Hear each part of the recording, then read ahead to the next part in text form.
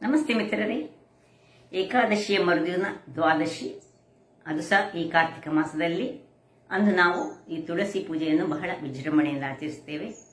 ಕರಾವಳಿಗರು ಹೆಚ್ಚಾಗಿ ನಾವು ಅಂದು ದೇವಿಗೆ ನೈವೇದ್ಯ ರೂಪವಾಗಿ ಅಂದರೆ ತುಳಸಿ ದೇವಿಗೆ ಈ ಅವಲಕ್ಕಿ, ಸಿಹಿ ಅವಲಕ್ಕಿ ಹಾಗೂ ಈ ಸುರ್ನೋಳಿ ಅಂದರೆ ಈ ಮೆಂತೆ, ತೆಂಗಿನಕಾಯಿ ಹಾಗೂ ಬೆಲ್ಲವನ್ನು ಹಾಕಿ ಮಾಡಿದಂತಹ ಒಂದು ರುಚಿಕರವಾದ ದೋಸೆಯನ್ನು ಮಾಡ್ತೇವೆ. ಇವತ್ತು ನಾನು ಅದೇ ದೋಸೆಯನ್ನು ಮಾಡಿದ್ದೇನೆ. ಈ ತುಳಸಿ ಹಬ್ಬ ನಾವು ಹಿಂದೂಗಳಿಗೆ ಬಹಳ ಒಂದು ಪ್ರಿಯವಾದ ಹಬ್ಬ. ದೀಪಾವಳಿಯ ನಂತರ ಬರುವುದು ಅಂದರೆ ಎಂಡ್ ಹಬ್ಬಗಳ ಕೊನೆ ದೀಪಾವಳಿಯ ನಂತರ ಈ ತುಳಸಿ ಹಬ್ಬ. ಇದಕ್ಕೆ ಈ ತುಳಸಿ ಹಬ್ಬದ ಒಂದು ಮೈಥಾಲಜಿಕಲ್ ಸ್ಟೋರಿ ಉಂಟು. ಮಹಾವಿಷ್ಣು ಈ ಆಷಾಢ ಏಕಾದಶಿಯನ್ನು ಶಯನಕ್ಕೆ ತೆರಳಿದವ ಈ ಕಾರ್ತಿಕ ಮಾಸದ ಶುಕ್ಲ ಪಕ್ಷದ ಏಕಾದಶಿಯನ್ನು ಜಾಗೃತನಾಗ್ತಾನಂತೆ.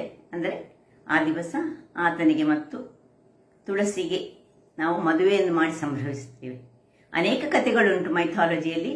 ಹಿಂದೆ ಜಲಂಧರ ಎಂಬ ರಾಕ್ಷಸ, ಅವನ ಹೆಂಡತಿ ವೃಂದ ಬಹಳ ಪತಿವ್ರತೆಯಂತೆ. ಆಕೆಯ ಈ ಪತಿವ್ರತೆಯ ಪ್ರಭಾವದಿಂದ ಈ ಜಲಂಧರ ಇವ ರಾಕ್ಷಸ ಆದ್ರಸ ಎಲ್ಲರನ್ನು ಗೆದ್ದು ಅಜೇಯನಾಗಿದ್ದಂತೆ.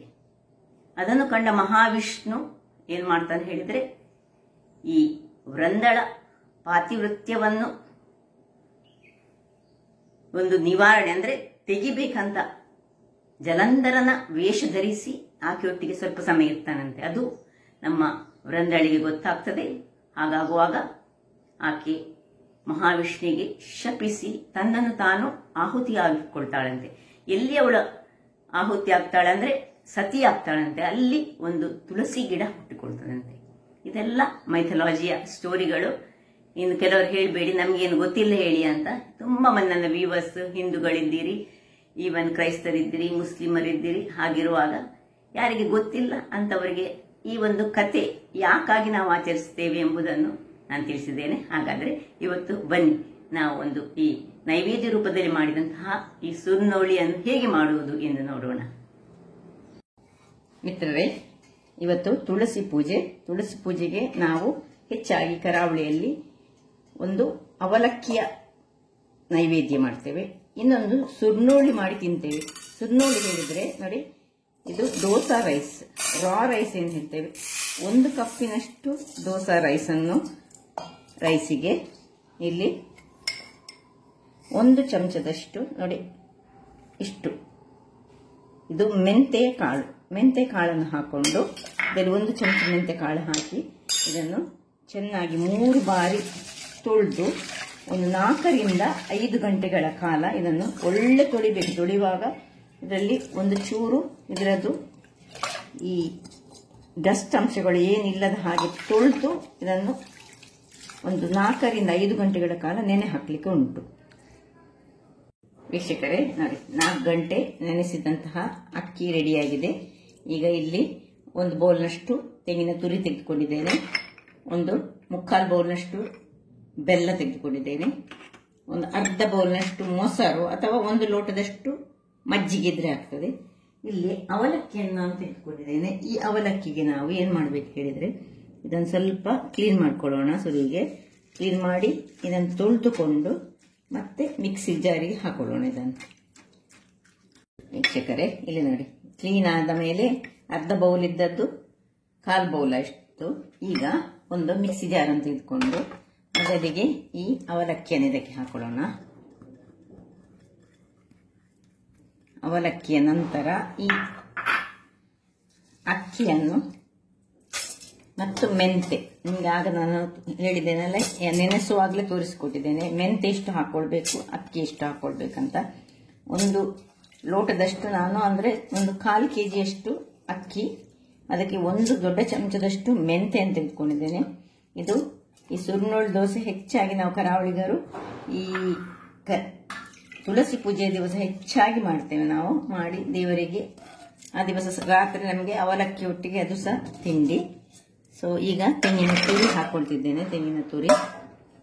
ತೆಂಗಿನ ತುರಿಯ ನಂತರ ಈ ಮಜ್ಜಿಗೆ ಅಥವಾ ಮೊಸರು ಯಾವ ಸಾಕ್ತದೆ. ಮಜ್ಜಿಗೆ ಆದರೆ ಸ್ವಲ್ಪ ಹೆಚ್ಚು ಬೇಕಾಗ್ತದೆ. ಮೊಸರಾದರೆ ಸ್ವಲ್ಪ ಕಡಿಮೆ, ಒಂದು 4-5 ಚಮಚದಷ್ಟು ಸಾಕು. ಬೆಲ್ಲ ಎಲ್ಲವನ್ನು ಹಾಕ್ಕೊಂಡು ಒಂದು ಸ್ವಲ್ಪ ನೀರನ್ನು ಹಾಕ್ಕೊಂಡು ನಾನೀಗ ಇದನ್ನು ಗ್ರೈಂಡ್ ಮಾಡಿ ತರ್ತೇನೆ. ವೀಕ್ಷಕರೇ, ಇಲ್ಲಿ ನೋಡಿ ರೆಡಿಯಾಗಿ ಬಂತು. ಈಗ ಇದಕ್ಕೆ ಒಂದು ಸ್ವಲ್ಪ ಹಳದಿ, ಅರ್ಧ ಚಮಚದಷ್ಟು ಹಳದಿಯ ಪುಡಿ. ನಿಮ್ಮ ಹತ್ರ ಹಳದಿಗೆ ಈ ಹಳದಿಯ ಕೊಂಬಿದ್ರೆ ಅದನ್ನು ಸಹ ಹಾಕಿ, ಅದನ್ನು ನೀರಿನಲ್ಲಿ ಹಾಕಿಟ್ಟು ಮಾಡಿದ್ರೆ ಸಹ ಬಹಳ ಒಳ್ಳೆಯದು. ಅದು ಪ್ಯೂರ್ ಆದ ಸಿಗ್ತದೆ. ಹಸಿ ಹಳದಿ ಇದ್ರೆ ಇನ್ನು ಸಹ ಬಹಳ ಉತ್ತಮ.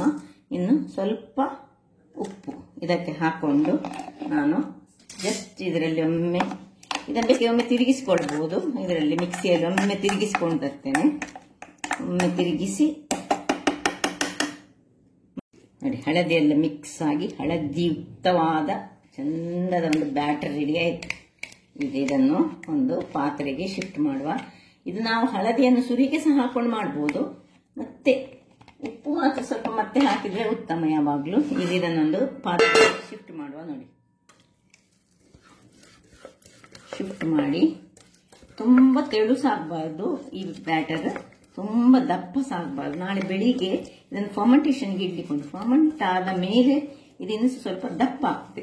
ಆಗ ಬೇಕಿದ್ರೆ ನಾವು ಸ್ವಲ್ಪ ನೀರನ್ನು ಹಾಕೊಳ್ಬಹುದು. ಈಗ ಯಾವ ನೀರು ಅಗತ್ಯ ಇಲ್ಲ ಇದಕ್ಕೆ. ನೋಡಿ, ಹೀಗೆ ಚೆನ್ನಾಗಿ ಇದನ್ನು ಒಂದೇ ಸೈಡ್ನಲ್ಲಿ ಒಂದು ಚೂರು ಹೊತ್ತು ಬೀಟ್ ಮಾಡ್ಕೊಳ್ಳೋಣ.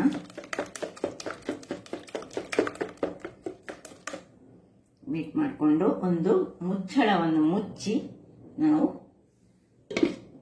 ಇದನ್ನು ಫರ್ಮೆಂಟ್ ಆಗಲಿಕ್ಕೆ ಬಿಡೋಣ. ನಿನ್ನೆ ರಾತ್ರಿ ಫರ್ಮೆಂಟ್ ಆಗಲಿಕ್ಕೆ ಇಟ್ಟಂತಹ ನಮ್ಮ ಹಿಟ್ಟು ಹೇಗೆ ಆಗಿದೆ ಅಂತ ನೋಡೋಣ. ನೋಡಿ ಹೇಗೆ ಬಂದಿದೆ ನೋಡಿ, ಚೆನ್ನಾಗಿ ಒಳ್ಳೆ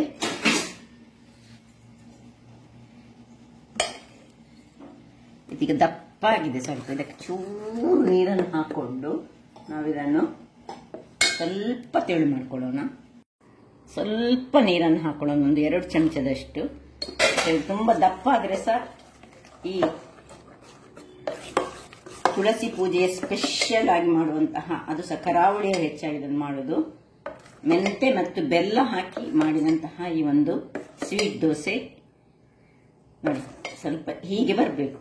ಇಷ್ಟು ಪೋರಿಂಗ್ ಕನ್ಸಿಸ್ಟೆನ್ಸಿಯಲ್ಲಿ ಇರಬೇಕು. ಈಗ ಇಲ್ಲಿ ನಾವು ಗ್ಯಾಸ್ನಲ್ಲಿ ಒಂದು ಯಾವ ಸಾಕ್ತದೆ, ಕಬ್ಬಿಣದ ಕಾವಲಿ ಸಾಕ್ತದೆ ಅಥವಾ ನಮ್ಮದು ನಾನ್ ಸ್ಟಿಕ್ ಸಾಕ್ತದೆ. ಯಾವ ಕಾವಲಿ ಸಹ ಇದು ಬಿಸಿ ಆಗಲಿ. ಇಲ್ಲಿ ನಾನ್ ಸ್ಟಿಕ್ ಕಾವಲಿ ಬಿಸಿ ಆಗುವಾಗ ಇಲ್ಲಿ ನಾನು ಇನ್ನೊಂದು ಕಬ್ಬಿಣದ ಕಾವಲಿಯನ್ನು ಇಟ್ಟೆ. ಕಬ್ಬಿಣದ ಕಾವಲಿ ಯಾವಾಗಲೂ ಬೇಗ ಬಿಸಿ ಆಗುದು. ಕಬ್ಬಿಣದ ಕಾವಲಿಗೆ ಅದು ಸುರಿಯಿಗೆ ಸ್ವಲ್ಪ ತುಪ್ಪವನ್ನು ಹಾಕೊಳ್ಳೋಣ. ತುಂಬ ಮಂದಿ ಕಬ್ಬಿಣದ ಕಾವಲಿಯಲ್ಲಿ ಮಾಡಿದರೆ ಇಷ್ಟಪಡ್ತಾರೆ. ನೋಡಿ, ಒಂದು ದೊಡ್ಡ ಸೌಟ್ ತೆಗೆದುಕೊಳ್ಳೋದು, ಸ್ವಲ್ಪ ಹೀಗೆ ಇದನ್ನು ಹೆಚ್ಚು ಅಗಲ ಮಾಡ್ಲಿಕ್ಕೆ ಹೋಗಬಾರ್ದು. ನೋಡಿ, ಒಳ್ಳೆ ಹೋಲ್ಸ್ ಕೂಡಲೇ ಬರ್ತದೆ. ಅದರಲ್ಲಿ ನಾವೀಗ ಅವಲಕ್ಕಿ ಹಾಕಿರ್ತೇವಲ್ಲ, ಅದರಿಂದಾಗಿ ಸ್ವಲ್ಪ ಮೇಲಿನಿಂದ ತುಪ್ಪವನ್ನು ಹೀಗೆ ಹಾಕೊಳ್ಳೋಣ. ಹಾಕೊಂಡು ಹದ ಉರಿ, ಕಬ್ಬಿಣದ ಕಾವಲಿ ಆಗುವಾಗ ಇದಕ್ಕೆ ಉರಿ ಮಾತ್ರ ಹದಾದಲ್ಲಿ ಇಟ್ಟುಕೊಂಡು ಮುಚ್ಚಳವನ್ನು ಮುಚ್ಚಿಕೊಂಡು ಬೇಯಿಸ್ಕೊಳ್ಳೋಣ. ಇಲ್ಲಿ ನೋಡಿ, ಇದು ನಾನ್ ಸ್ಟಿಕ್. ಕೆಲವರ ಹತ್ರ ಕಬ್ಬಿಣದ ಕಾವಲಿ ಇರುವುದಿಲ್ಲ, ಮತ್ತೆ ಕೆಲವರಿಗೆ ಕಬ್ಬಿಣದ ಕಾವಲಿಯನ್ನು ಉಪಯೋಗಿಸಲಿಕ್ಕೆ ಗೊತ್ತಿರುವುದಿಲ್ಲ. ಹಾಗಾಗಿ ನಾನು ಹೆಚ್ಚಾಗಿ ನಾನ್ ಸ್ಟಿಕ್ ಅಲ್ಲಿ ಮಾಡಿ ತೋರಿಸ್ತಿದ್ದೇನೆ. ನೋಡಿ, ಸ್ವಲ್ಪ ಪಸರಿಸೋಣ, ತುಂಬಾ ದಪ್ಪ ಪಸರಿಯಲ್ಲ ಹೇಳಿ. ಹೇಗೆ ಬಂತು ನೋಡಿ. ಈಗ ಅದರಲ್ಲಿ ಹೋಲ್ಸ್ ಬರಬೇಕು. ಹೋಲ್ಸ್ ಬಂದ ಮೇಲೆ ಮೇಲಿಂದ ನಾವು ಸ್ವಲ್ಪ ತುಪ್ಪವನ್ನು ಹಾಕೊಳ್ಳೋದು. ಆಟೋಮೆಟಿಕಲಿ ಅದು ಬರ್ತದೆ. ಬಂದ ಮೇಲೆ ಸ್ವಲ್ಪ ಹಾಕ್ಬೇಕು, ಯಾಕೆ ಹೇಳಿದ್ರೆ ಇಲ್ಲದ್ರೆ ಅದು ಹೋಲ್ಸ್ ಬರೋದು ಅಲ್ಲಿಗೆ ನಿಂತು ಹೋಗ್ತದೆ. ನೋಡಿ, ಏನ್ ಚೆನ್ನಾಗಿ ಬರ್ತಾ ಉಂಟು ನೋಡಿ. ಇನ್ನು ಮೇಲಿನಿಂದ ಸ್ವಲ್ಪ ತುಪ್ಪ ಹಾಕೊಳ್ತಿದ್ದೇನೆ. ಹಾಕೊಂಡು ಮುಚ್ಚಳವನ್ನು ಮುಚ್ಚಿಕೊಂಡು ಬೇಯಿಸ್ಕೊಳ್ಳೋಣ. ಇಲ್ಲಿ ಸಹ ಹಾಗೆ ಮೀಡಿಯಂ ಉರಿ ಇರಬೇಕು. ವೀಕ್ಷಕರೇ, ಇಲ್ಲಿ ನೋಡಿ, ಮೀಡಿಯಂ ಉರಿಯಲ್ಲಿ ನಾವು ಕಾಯಿಸ್ಕೊಳ್ಬೇಕು. ಯಾವುದಾದ್ರೆ ಕಬ್ಬಿಣದ ಕಾವಲಿಯಲ್ಲಿ, ಯಾಕೆ ಹೇಳಿದ್ರೆ ಇಲ್ಲದಿದ್ರೆ ಇದರ ತಳಭಾಗ ಹೊರಟುವ ನಮಗೆ ಪ್ರಾಬ್ಲಮ್ ಬರ್ತದೆ. ಅದಕ್ಕಾಗಿ ಅದಾ ಉರಿಯಲ್ಲಿ ನಾವು ಇದನ್ನು ಬೇಯಿಸ್ಕೊಳ್ಬೇಕು. ನೋಡಿ, ಏನು ಚೆನ್ನಾಗಿ ಬಂತು ಹೇಳಿದ್ರೆ ಇದನ್ನೇನು ತಿರುವು ಹಾಕೊಳ್ಳಿಕ್ಕೆ ಇಲ್ಲ.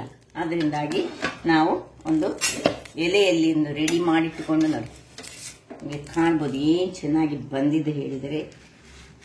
ಬಹಳ ಟೇಸ್ಟಿಯಾಗಿರ್ತದೆ ಮತ್ತು ಆರೋಗ್ಯಕ್ಕಂತೂ ಬಹಳ ಒಳ್ಳೆಯದು. ಇಲ್ಲಿ ನೋಡಿ, ಇಲ್ಲಿ ಸಹ ಇದು ಕಾಯ್ತಾ ಉಂಟು. ಕಬ್ಬಿಣದ ಕಾವಲಿ ಆದರೆ ಬೇಗ ಆಗುದು. ಇದೀಗ ಕಾಯಿಲಿ, ಆಮೇಲೆ ತೋರಿಸ್ತೇನೆ. ಕಬ್ಬಿಣದ ಕಾವಲಿಯಲ್ಲಿ ಮಾಡುವಾಗ ಯಾವಾಗಲೂ ಸ್ವಲ್ಪ ತುಪ್ಪವನ್ನು ಕೆಳಗೆ ಹಾಕೊಂಡು ಮಾಡಬೇಕು, ಇಲ್ಲದಿದ್ರೆ ತಳಭಾಗ ಕರಟುವ ಪ್ರಾಬ್ಲಮ್ ಬರ್ತದೆ. ಈಗ ನೋಡಿ, ಸುರಿಗೆ ನಾವು ಉರಿಯನ್ನು ಜೋರಿಟ್ಟು ಕಾವಲಿಯನ್ನು ಬಿಸಿ ಮಾಡಿ ಉರಿಯನ್ನು ಸಣ್ಣದು ಮಾಡಿ ಮತ್ತೆ ಒಂದು ಸೌಟನ್ನು ಹಾಕಿ ಚೂರು ಹೀಗೆ ಮಾಡಿಕೊಳ್ಬೇಕು, ಹೆಚ್ಚುತ್ತಲ್ಲ. ಇನ್ನು ಹೋಲ್ ಬರ್ತದೆ. ಹೋಲ್ ಬಂದ ಮೇಲೆ ಅದಕ್ಕೆ ಸ್ವಲ್ಪ ನಾವು ತುಪ್ಪವನ್ನು ಹಾಕೊಂಡು ಬೇಯಿಸಿಕೊಳ್ಳೋದು. ಇದೇ ಕ್ರಮದಲ್ಲಿ ಮಾಡಿದರೆ ಟೇಸ್ಟಿಯಾದ ಆರೋಗ್ಯಭರಿತವಾದ ಸುರ್ನೋಳಿ ಅಂದ್ರೆ ಬೆಲ್ಲ ಮತ್ತು ಮೆಂತೆಯ ಒಂದು ದೋಸೆ ರೆಡಿ ಆಗ್ತದೆ. ಇಲ್ಲಿ ನೋಡಿ, ಇದು ಸಹ ಆಯ್ತು. ಇದೆಲ್ಲ ಹೆಚ್ಚಾಗಿ ಕಬ್ಬಿಣದ ಕಾವಲಿಯಲ್ಲಿ ಮಾಡಿದೆ. ಇದು ಅಥೆಂಟಿಕ್ ಓಲ್ಡ್ ರೆಸಿಪಿಗಳೆಲ್ಲ ನಮ್ಮದು. ಅದು ಕಬ್ಬಿಣದ ಕಾವಲಿ ಮಾಡಿದ್ರೆ ಮತ್ತೆ ಸೂಪರ್ ಆಗಿ ಬರುವಂತಹದ್ದು. ಇದು ಇನ್ನು ಸ್ವಲ್ಪ ಕಾಯ್ದುಕೊಳ್ಬೇಕು ಅಂತ ಹೇಳಿ. ವೀಕ್ಷಕರೇ, ಇಲ್ಲಿ ನೋಡಿ, ಇನ್ನೊಂದು ದೋಸೆ ಸಹ ರೆಡಿ ಆಯಿತು. ಇಲ್ಲಿ ಒಂದು ದೋಸೆ ರೆಡಿ ಆಗ್ತಾ ಉಂಟು. ಅದು ಬೇಯಲಿಲ್ಲ ನೋಡಿ ಇದು.